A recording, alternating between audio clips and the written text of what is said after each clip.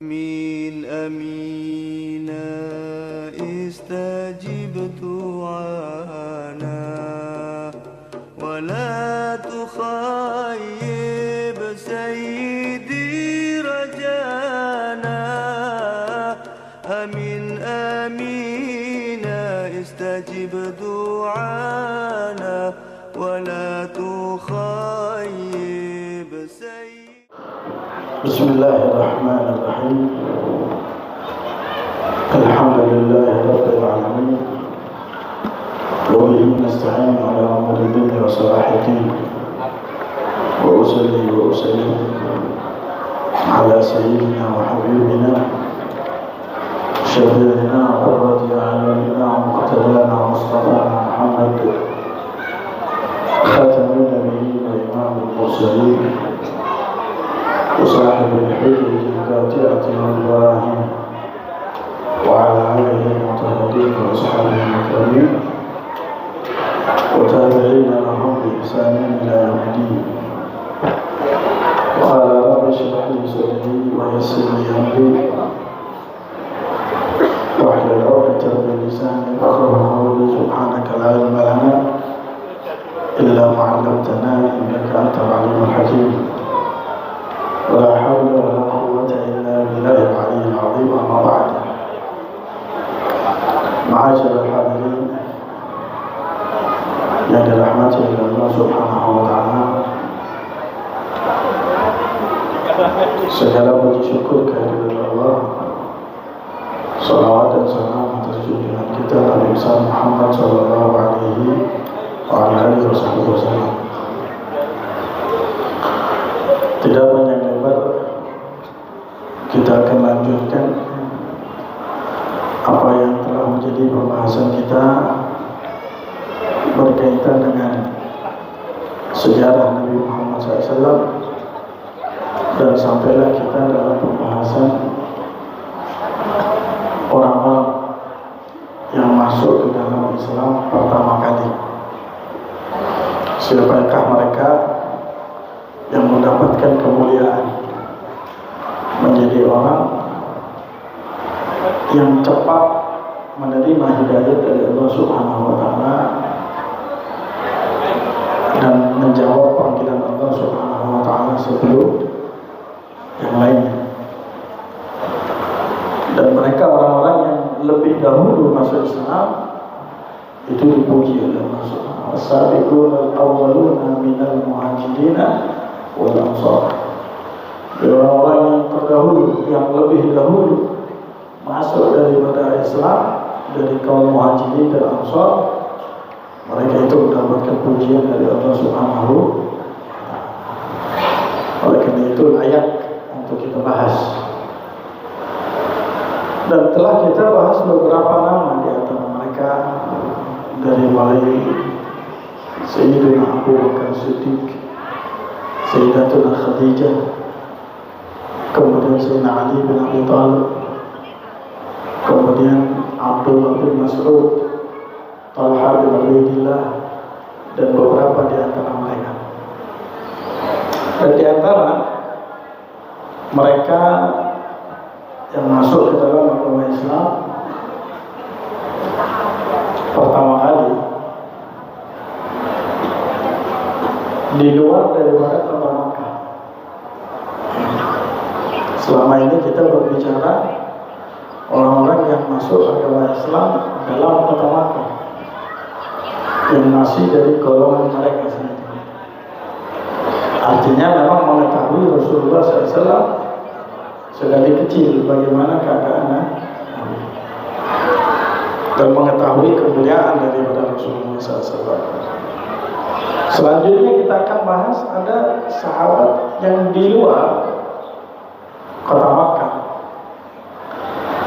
yang masuk ke dalam agama Islam pertama kali, yaitu adalah sahabat Abu Dzar Al-Ghifari, karena beliau berasal dari Bani Ghifar, luar kota Makkah. Abu Dzar Al-Ghifari radhiyallahu ta'ala anhu yang mempunyai banyak keistimewaan dan mempunyai banyak kemuliaan yang telah disebutkan oleh Rasulullah SAW berkaitan tentang beliau. Nah kemudian cerita daripada Abu Dzar Al-Ghifari ini begitu menarik.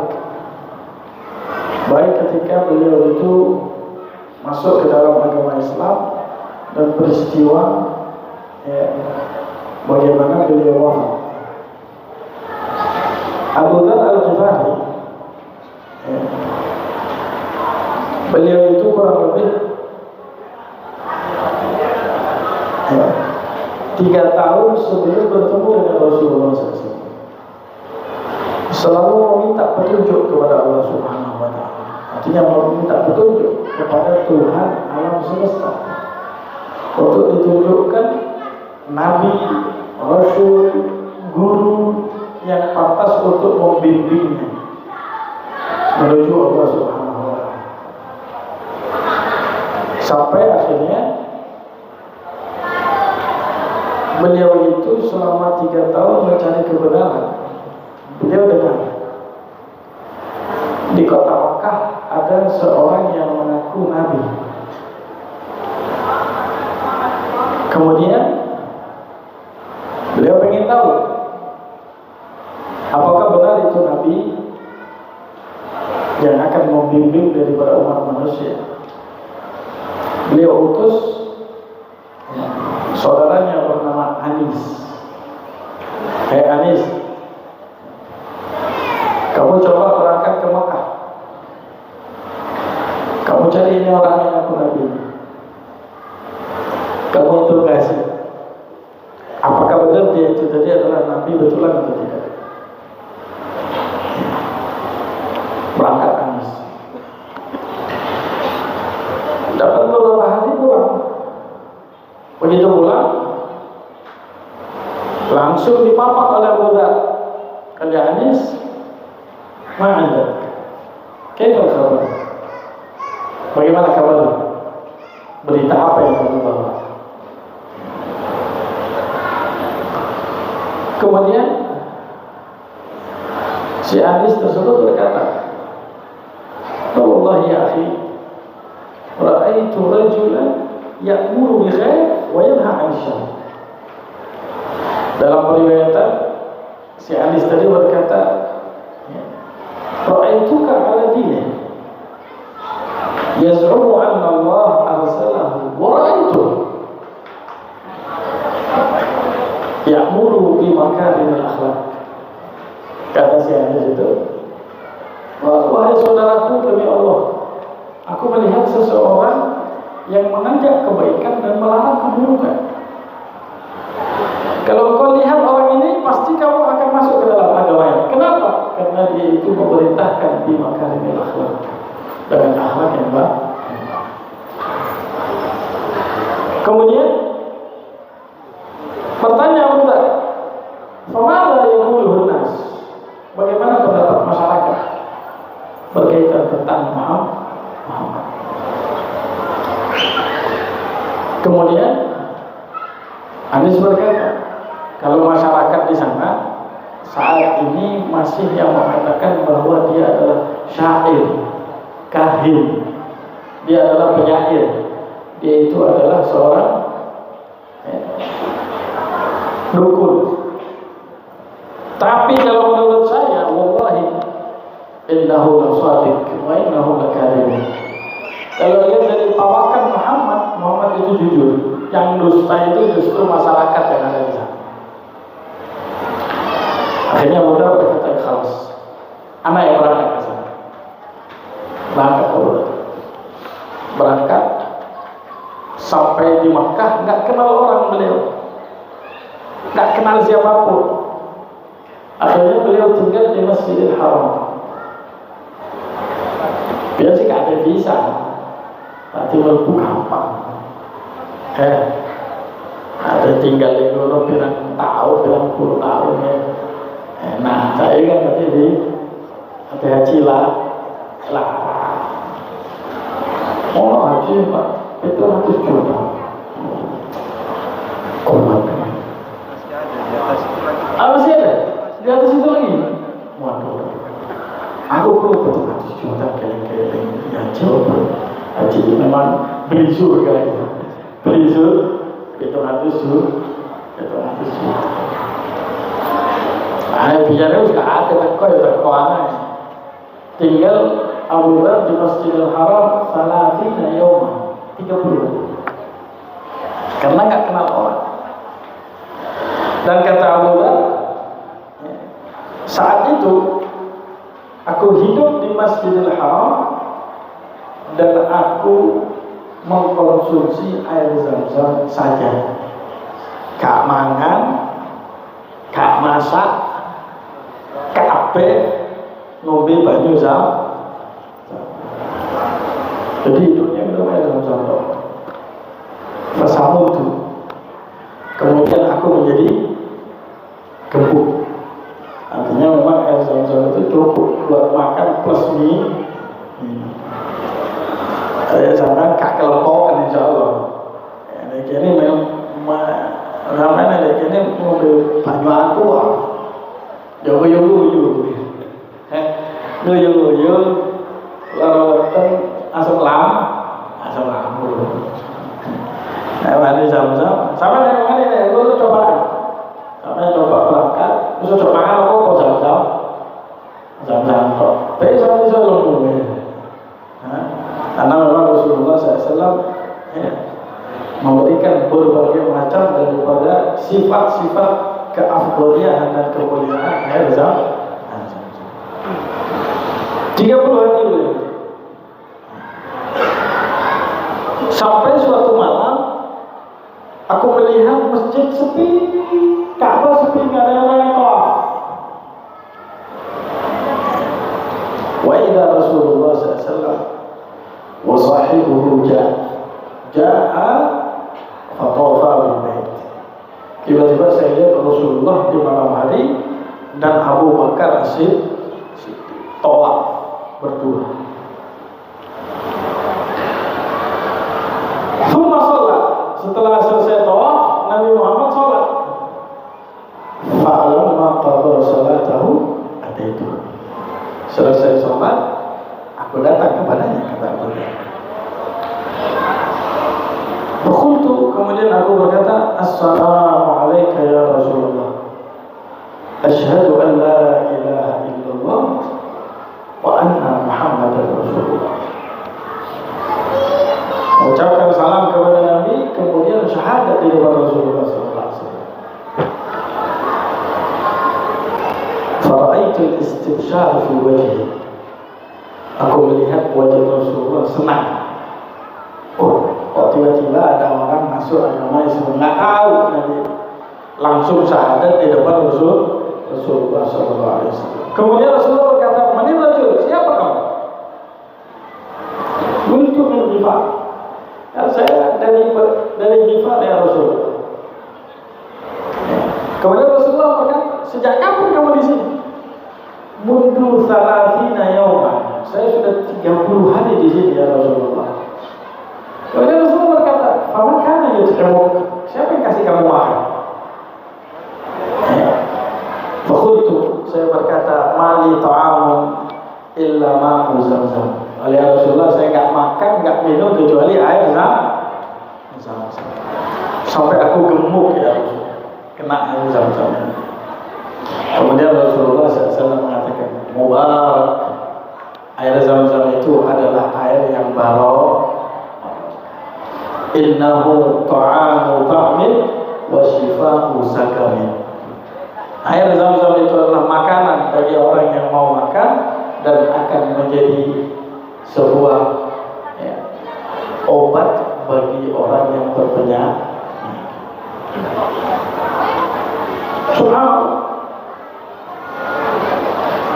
Rasulullah SAW melihat Abu Dhar masuk ke dalam agama Islam.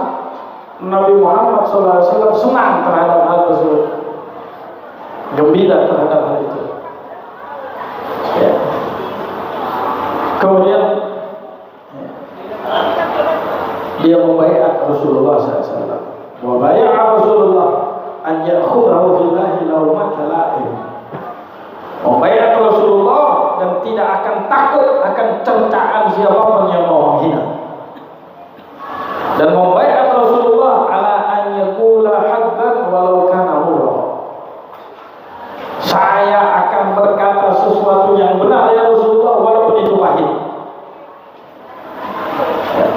Sampai Rasulullah SAW berkata, melihat kegigihan yang dimiliki oleh Abu Dhar, Rasulullah mengatakan, ma adhallatil khadra wala agallatil ghabra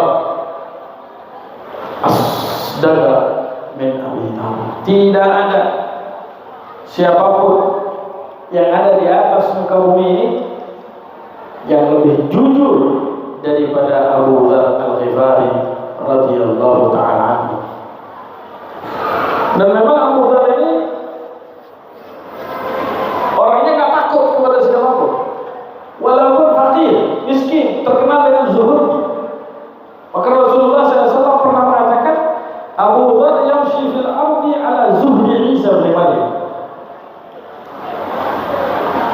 Abu Dhar itu jalan di atas muka bumi zuhudnya seperti Isa bin Maryam. Abdullah Isa itu terkenal zuhud, tidak punya rumah, tidur seadanya, makan seadanya. Nabi Allah ini, nabi-nabi itu gak suki. Saya kalau jadi wali kepingin suki. Pertama kali ini jadi wali kepingin peser. Nabi Muhammad gak suki, Nabi Isa. Kalau Nabi suki, siapa Nabi Sulaiman? Si Dewi ini duit tak ada. Awal ini ya kepingin jadi wali. Kalau Nabi Sulaiman, sing suki. Siapa sih kami milih sampai Nabi jadi Nabi Sulaiman?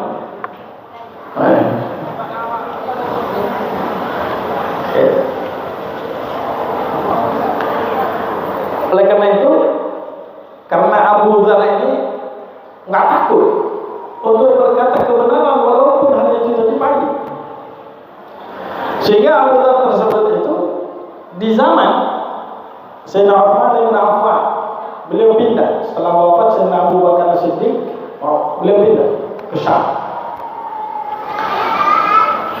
Nah, saat pindah ke Syam, saat itu ya, Khalifah Utsman bin Affan. Nah, Sayyidina Utsman bin Affan mengangkat gubernur, yaitu adalah Muawiyah bin Abi Sufyan. Muawiyah jadi gubernur Syam. Nah, Muawiyah ini agak oleh, sehingga Abu Dhar itu ya, terhadap Muawiyah keras. Terhadap Muawiyah kasar. Kalau mau kasar, kenapa? Karena Muawiyah memang agak oleh.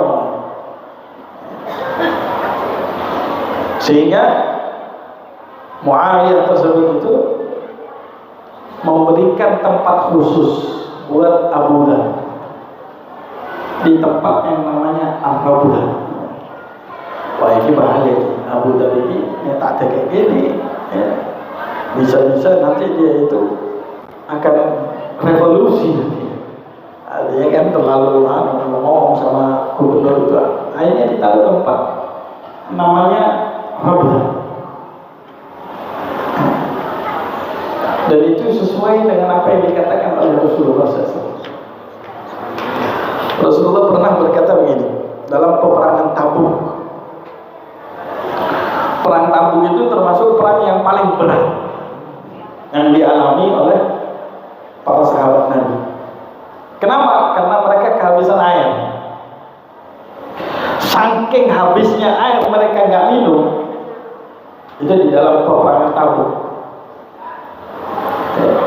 Itu para sahabat menyembelih onta hanya ingin mengambil air yang ada di perut onta.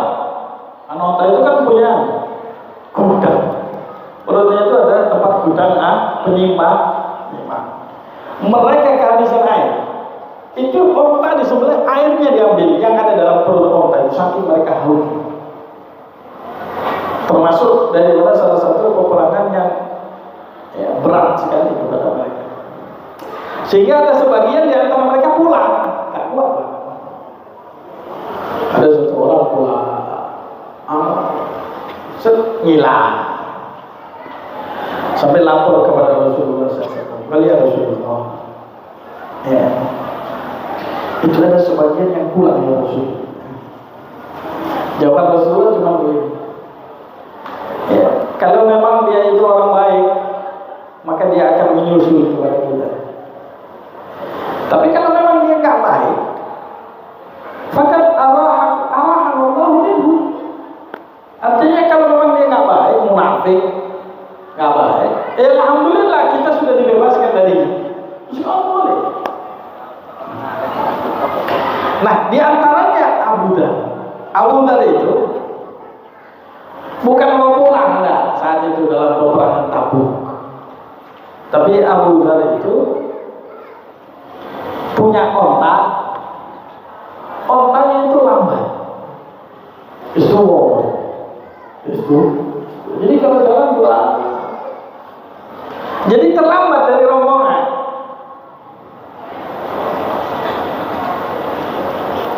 Sehingga sebagian sahabat seakan-akan mereka mengatakan Abu Dhar itu modelnya ate kamelo, ate mau. Padahal tidak.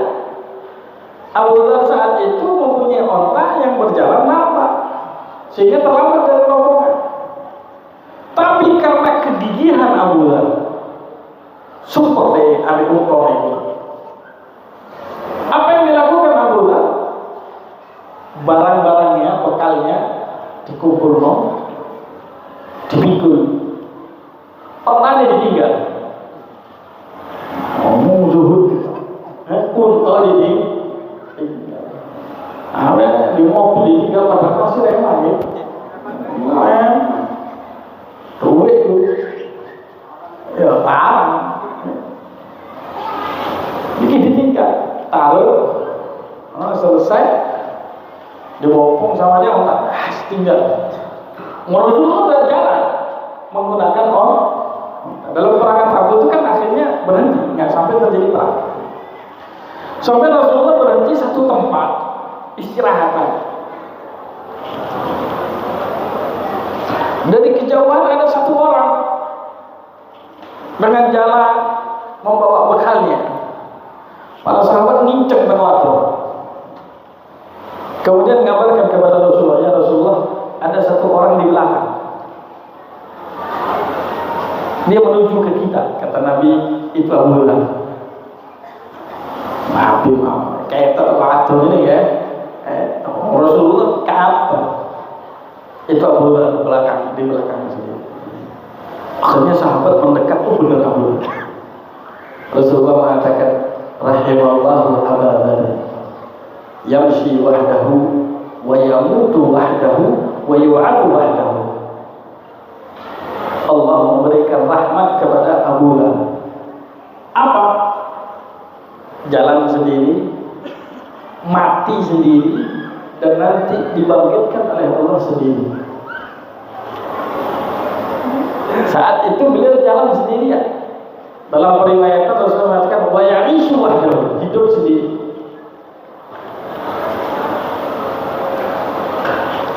Subhanallah, apa yang dikatakan oleh Nabi Muhammad SAW tidak ada yang meleset. Abu Dhar saat akan meninggal, beliau kan diasingkan oleh Muawiyah di sebuah tempat namanya Rabdah. Diasingkan karena sering protes keras kepada Muawiyah. Ketika diasingkan, beliau cuma tinggal bersama dengan istrinya dan satu orang budak miliknya. Istri sama budak, telur. Nah, saat beliau akan meninggal, beliau berkata begini, nanti kalau saya meninggal, mandikan saya, kafanin saya, dan letakkan saya di jalan. Kemudian kalian berdua tunggu di depan jenazah saya. Setiap nanti kalau ada rombongan yang datang, bilang sama mereka, ini jenazahnya Abu Dhar, sahibul Rasulullah SAW. Yang mati dia. Artinya, penghormatan yang galikan kubur dewi ya. bojone tok ambek bu. Meninggallah Abu Dhar. Sesuai apa yang dikatakan oleh Abu Dhar kepada istrinya tersebut itu. Ya, dengan terbata-bata, kerepotan untuk mengangkat daripada jenazah, ditaruhlah di tengah jalan. Subhanallah, ada rombongan yang datang ketika melewati jalan tersebut, dilihat ada jenazah dan ada seorang perempuan dan seorang budak masih kecil. Begitu dilihat ada jenazah, ditanya, jenazah siapa ini? Siapa kalian? Dia menjawab, ini jenazah adalah jenazah Abi Dzar Al-Ghifari, sahibu Rasulullah. Saya istrinya dan ini budak. Subhanallah. Saat itu teriaklah. Ternyata di dalam rombongan tersebut, rombongan itu adalah rombongan Abdullah bin Mas'ud radhiyallahu ta'ala anhu. Teriak dari orang masuk. Shadaqa Rasulullah sallallahu alaihi wasallam. Benar apa yang dikatakan oleh Nabi. Ya, Abu Dzar yamshi wahdahu wa yamutu wahdahu wa yub'atsu wahdahu yaumil qiyamah. Abu Dzar dia akan berjalan sendiri, mati sendiri, dan nanti hari kiamat akan dibangkitkan sendiri.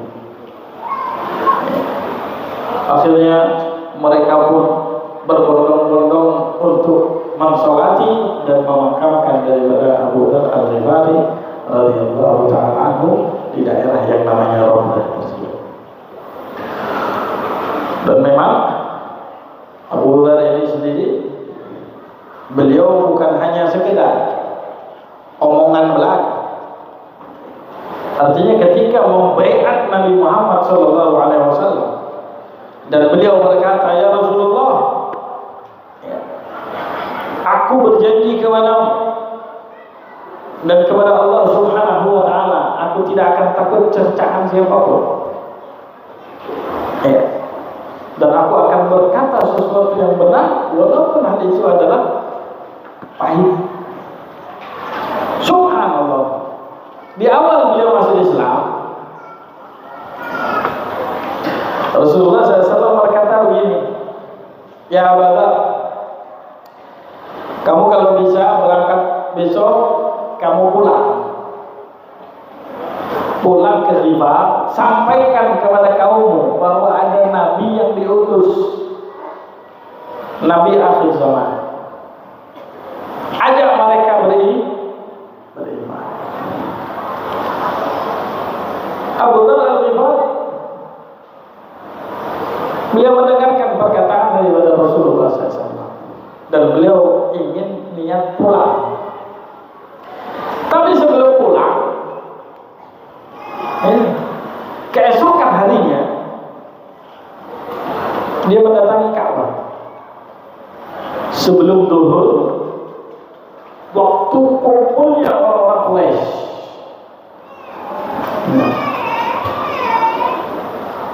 ngumpul kabeh, Umayyah bin Khalaf, Abu Jahal, ya, Amr bin Hisham, wa'abe ngumpul kabeh.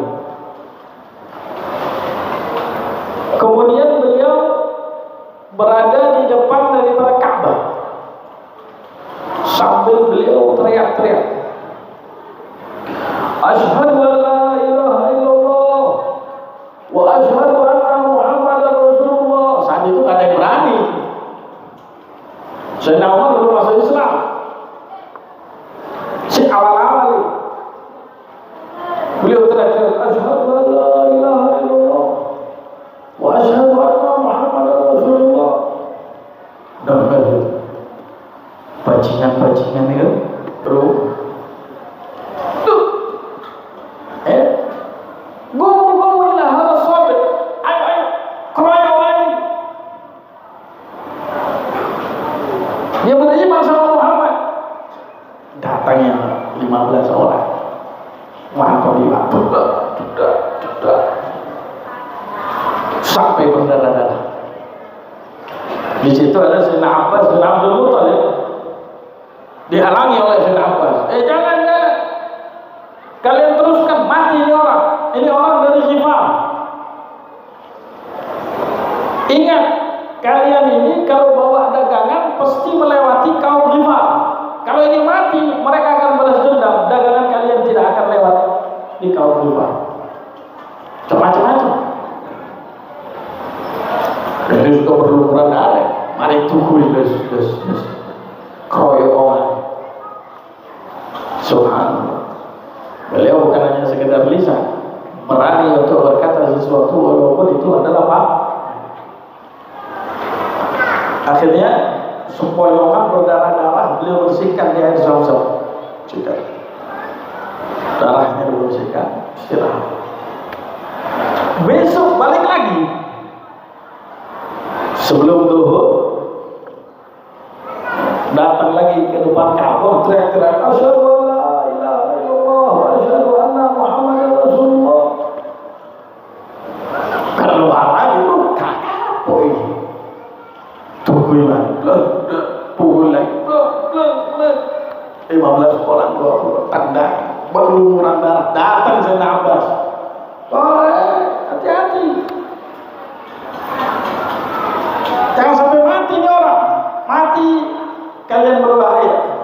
Dagangan kalian tidak akan bisa lewat. Kata Sayyidina Abbas, aja mahrum-mahruman kan.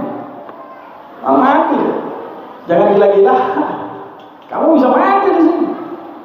Sudah kamu pulang saja. Tinggal ke Zamzam, bersihkan darahnya. Istirahat. Besok balik mana? Gak kapok. Mau. Sebelum zuhur, asyhadu an la ilaha illallah wa asyhadu anna Muhammadar Rasulullah. Asyhadu. Lagi, jalan keluar lagi mereka, pukul lagi lebih daripada 2 hari sebelum, sampai berlumuran darah. Datang lagi Sayyidina Abbas. Kata Sayyidina Abbas, ini terakhir ya, besok kalau balik mati ya orangnya. Akhirnya sudah selesai, merasa dirinya puas membela daripada agama Allah Subhanahu, membela daripada Nabi Muhammad sallallahu alaihi wasallam. Perjuangan awak iki perjuangan kalau salat jamaah gak iso. Pengajian gak teko.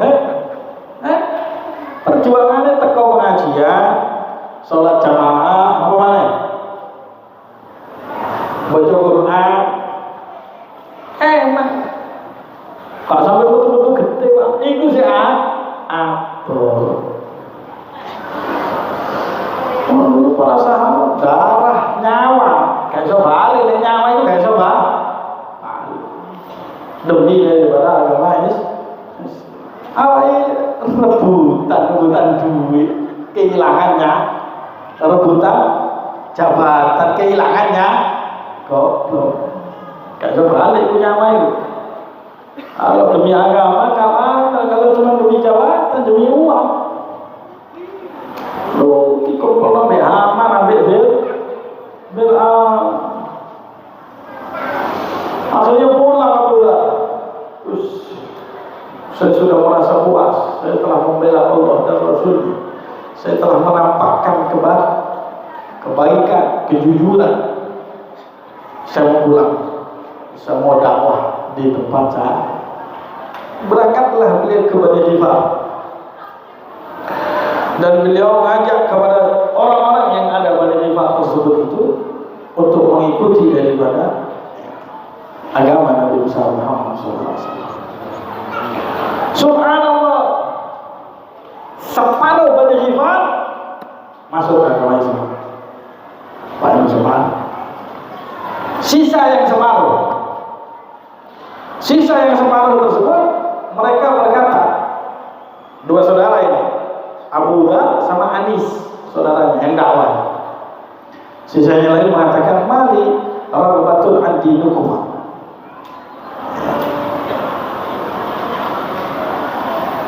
Kata mereka, kami bukan benci kepada agama kalian, tapi kami nunggu aman. Nanti kalau seperti kata kamu bahwa Rasul kamu akan pindah ke Madinah, kami semuanya akan beriman. Separuh lagi berkata. Makanya Rasulullah SAW pernah mendoakan Bani Ghifar. Ada dua daripada kabilah yang didoakan oleh Rasulullah SAW. Satu Bani Ghifar dan satu adalah Bani Salim. Satu Bani Ghifar dan satu adalah Bani Salim. Karena keduanya itu tadi masuk ke dalam agama Islam tanpa adanya yang namanya peperangan. Sehingga Rasulullah SAW mengatakan, Ghifar ghafarallahu laha wa Salim salamahallah. Bani Ghifar adalah kaum yang telah diampuni oleh Allah Subhanahu wa taala. Dan Salim, Bani Salim adalah kaum yang diselamatkan oleh Allah Subhanahu wa taala.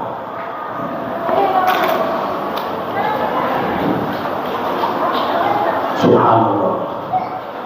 Mudah-mudahan kita mendapatkan keberkahan dari sahabat Abu Dzar Al-Ghifari radhiyallahu taala. Beliau pernah berwasiat dan berkata, ini berkaitan dengan haji. Bentar lagi kan jamaah berhaji semua. Sudah berangkat belum? Keluarnya belum? Belum sampai jadi itu berangkat. Amin amin. Langsung bawa. Lebih cepat ya. Mereka kalau Surabaya antri. Ya. Beliau pernah suatu saat beliau pernah haji atau umrah. Abu Dzar Al-Ghifari, beliau berdiri di depan Ka'bah.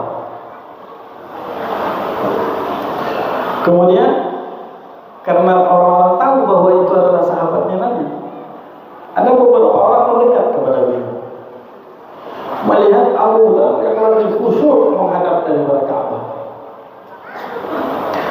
Akhirnya orang-orang tersebut berkata kepada Abu Dzar, ya sahibah Rasulullah, ausina, wahai sahabat Nabi, berikan kami nasihat. Kemudian Abu Dzar berkata kepada mereka, "Lau anna ahadakum arada safaran alaysa yu'iddu zadan?" Faqalu bala. Abu Dzar berkata, kalau seandainya ada salah satu di antara kalian mau untuk melakukan perjalanan jauh, apakah membutuhkan bekal? Mereka menjawabnya, pasti butuh bekal. Kemudian Abu Dzar berkata, safarul qiyamah ab'adu mimma turidun. Kalian harus tahu, perjalanan jauh nanti di hari kiamat itu akan lebih menyusahkan daripada perjalanan di dunia. Saya ini awal jawab Jakarta ini siap, api berangkat haji sih, siap kira ulang, mati berangkat ke Eropa di siapa?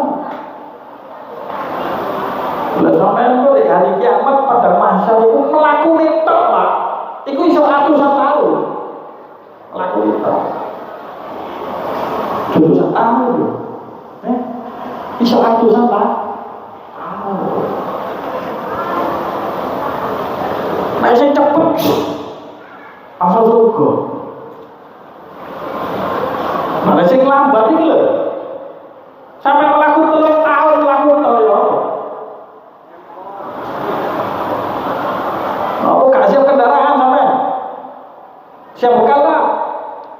Makanya paling ini dulu hijau itu nyembelih kurban, nyembelih kayak kendaraan itu. Sembayang jamaah sih kena, cok 3. Coba kita kan bingung makanan dunia. bingung safar dunia. Kok bingung? Pakanannya apa sampai gak mikir? Safar sampai gak mikir. Aku salah. Jadi Abu Dhar, hati-hati, safar di dulu ya aku. Fakuhu manusiaku, carilah sesuatu yang bisa memperbaiki kalian nanti. Kemudian mereka berkata, "Wama yusnihuna?" Kira-kira apa yang bisa untuk memperbaiki kita supaya kita nanti siap di sana? Beliau mengatakan, "Hujju hajjatan li'awaimil umur." Pertama haji. Kalau haji yang benar artinya engkau haji hanya untuk mengagungkan Allah Subhanahu. Macam kayak aku mau haji ke limo, siapa sih tak kok? Aku bertahun umroh, lapo. Toleh nana. Artinya orang haji hanya untuk melaksanakan kewajiban dan ingin mengagungkan Allah. Itu kayak wasumu yawman syadidan. Kalau puasa yang benar, kalau bisa pas musim panas, jadi ngerasa kok. Yang tahu nanti di hari kiamat itu lebih panas daripada di bumi.